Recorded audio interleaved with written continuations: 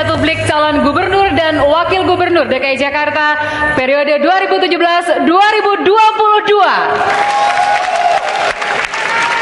Di segmen ini, masing-masing paslon akan saling bertanya, menjawab, menanggapi, dan ditanggapi kembali. Format ini sudah dilakukan pada debat yang pertama 2 pekan lalu. Kesempatan pertama bagi paslon 1 bertanya kepada paslon 2. Waktu Anda bertanya 1 menit dimulai ketika berbicara. Silakan. Yes.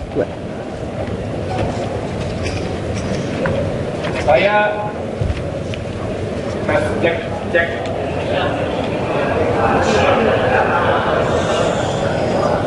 Kami akan pastikan audio untuk paslon 1. Mohon tenang, karena waktu tidak akan dikurangi, waktu baru akan dihitung mundur sejak paslon berbicara.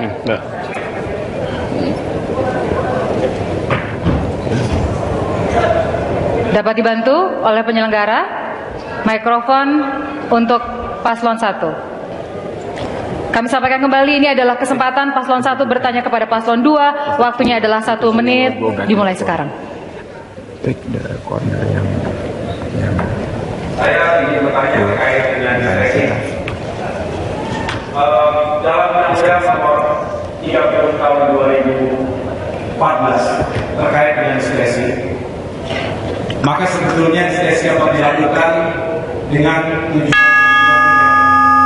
benar dan juga jika tidak tercantum dalam undang-undang.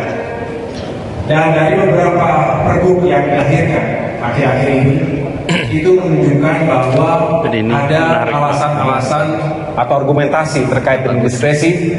Sebagai contoh, bagaimana koefisien lahan bangunan yang jika ada pengembang membangun sebuah gedung dan melebihi dari KLB yang ditentukan, maka itu masuk ke dalam kompensasi dan bisa digunakan tanpa melalui kas negara.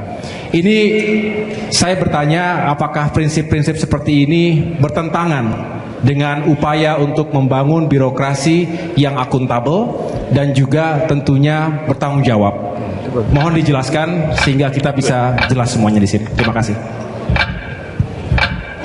Demikian pertanyaan dari paslon 1. Paslon 2, silakan Anda menjawab. Waktu Anda 2 menit, dimulai ketika Anda mulai berbicara. Silakan.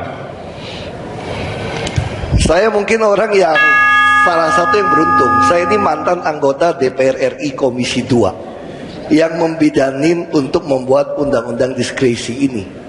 Lalu hubungan dengan koefisien luas bangunan, apa yang terjadi di Jakarta? Itu ada peraturan di dalam Perda, kalau dilintasi oleh transportasi massal berbasis rel, maka kami membangun LRT, maka koefisien luas bangunan boleh ditinggiin. Kalau dilewati oleh transportasi massal berbasis rel atau BRT, ini mesti dicatat baik-baik. Kalau tidak, maka nanti tidak boleh naikkan. Anda mau teriak, mau bayar 1 triliun pun tidak bisa, karena ini ada Perda yang mengatur. Lalu yang jadi masalah bagaimana sekarang?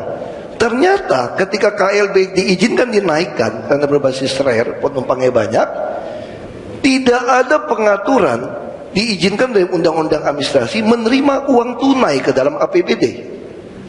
Lalu bagaimana? Masa kita tambah untung, kita nggak dapat untung? Nah, disitulah kita mengenakan kontribusi tambahan dengan dasar perjanjian kerjasama. Kami telah menerima hampir 3,8 triliun, bukan dalam bentuk uang, komitmen 3,8 triliun. Dengan cara apa? Setelah dia membangun infrastruktur, trotoar, seperti Semanggi. Saya bisa tunjukkan, ini Semanggi kita bangun 400 miliar, itu dari uang kontribusi orang menaikkan bangunan di sekitar Semanggi. Kenapa Semanggi bisa dinaikkan begitu tinggi? Karena dilewati oleh MRT. Ini 400 miliar. Nanti mencatatnya bagaimana? Kita menggunakan perusahaan penilai. Setelah mendapat nilai berapa, itu dibukukan ke APBD sebagai aset, sebagai pendapatan lain-lain. Jadi ini sangat jelas, tetap berdasarkan good governance dan transparansi. Karena itu moto kami, BTP. Jawaban paslon 2 sudah disampaikan. Kita akan lanjutkan setelah seluruh pendukung tenang. Kini waktu 1 menit 30 detik untuk paslon 1 menanggapi jawaban paslon 2. Silakan. Lama sekali menanggapinya, Pak. Ini pengalaman. Saya tahu betul kalau bicara soal keuangan negara. Ada Undang-Undang Keuangan Negara Nomor 17 Tahun 2003, khususnya pasal 3 dan ayat 6, bahwa semua penerimaan daerah dan alokasi anggaran daerah harus masuk di dalam APBD yang disepakati bersama antara Gubernur dan DPRD DKI Jakarta. Betul, Ketua? Tapi saya melihat di sini bagaimana bisa dilaporkan kepada DPRD DKI Jakarta sementara harmonisasi antara eksekutif dan DPRD tidak terjadi. Nah, ini yang perlu kita sepakati, bahwa semua uang yang masuk itu harus masuk dulu dalam tungku. Apakah itu karena diskresi, apakah ini karena kebijakan-kebijakan, tapi yang pasti ini pertama harus ada harmonisasi dengan DPRD. Jadi DPRD tahu bahwa uang itu masuk dalam tungku dulu, tidak kemudian langsung diberikan kepada asisten pembangunan. Kemudian ketika ada persoalan yang harus dibangun, kemudian ditanya asisten pembangunan, silakan keluar dari sana. Ini namanya non budgeter. Artinya ini sudah tidak boleh lagi dalam undang-undang, dan ini harus sekali lagi dipertanggungjawabkan, dan DPRD harus mengetahui hal ini, bukan one man show.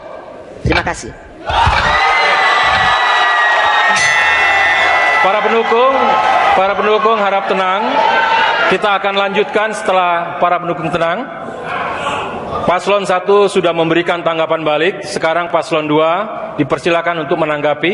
Waktu Anda 1 menit 30 detik dimulai ketika Anda berbicara. Silakan. Kadang-kadang sama-sama birokrat memang agak lucu. Ini barang yang berbeda. Saya menguasai sekali soal administrasi keuangan negara. Saya orang keuangan. Yang dimaksud beliau itu betul, harus masuk kalau pendapatan lain-lain. Ini bukan. Makanya kami tempuh dengan cara apa? Dengan perjanjian. Jadi ini semacam kerelaan. Karena ini tidak ada kewajiban membayar, makanya ada perjanjian kerelaan. Perjanjian tanda tangan inilah baru bisa bangun.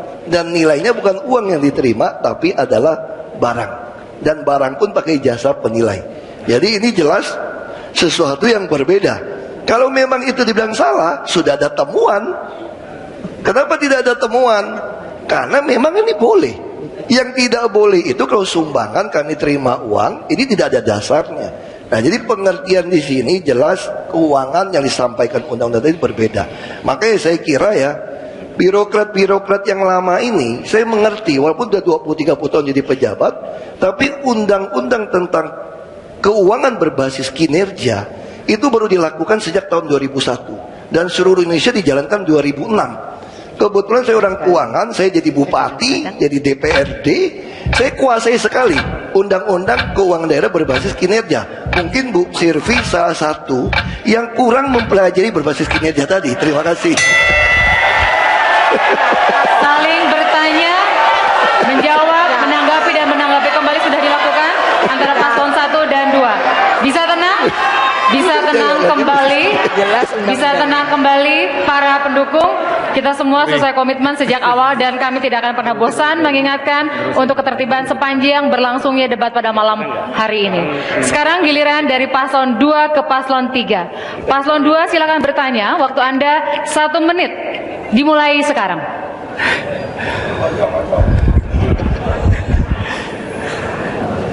Terima kasih Pak Anies. Saya kemarin mendengar ada inkonsistensi terkait dengan kebijakan program reklamasi. Di satu sisi Pak Anies menyampaikan bahwa nanti akan kita kaji. Di lain sisi reklamasi harus dihentikan. Tolong berikan penjelasan kepada kami bagaimana kalau kebijakan kita untuk mengkaji dan bagaimana kalau untuk menghentikan. Terima kasih. Waktu masih ada, akan digunakan atau cukup? Paslon 2? Baik, cukup. Baik, selanjutnya kita persilakan paslon 3 untuk menjawab. Waktu Anda 2 menit dimulai ketika Anda mulai berbicara.